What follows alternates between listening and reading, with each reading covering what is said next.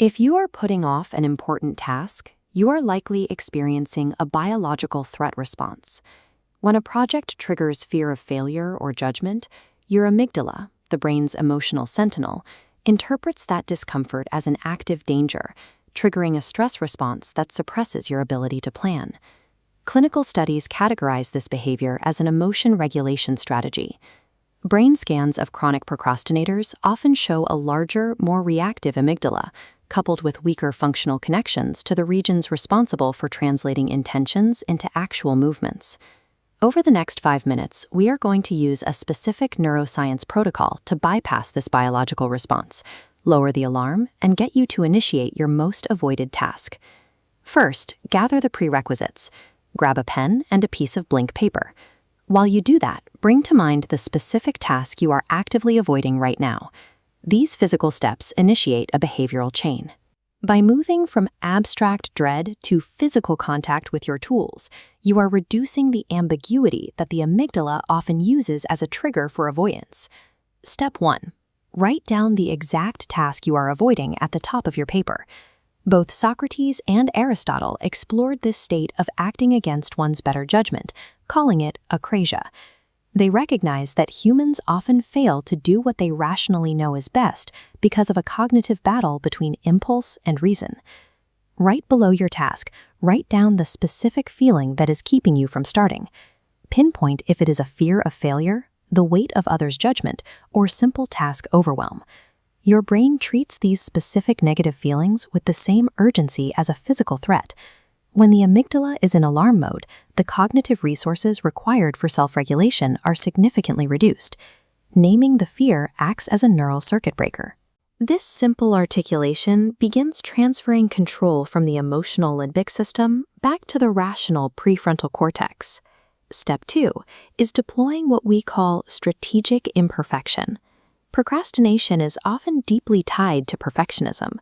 The brain's anticipation of having to perform a task to an exacting standard spikes anxiety, which effectively locks down the brain and drives chronic avoidance. I am giving you explicit permission to do a terrible job.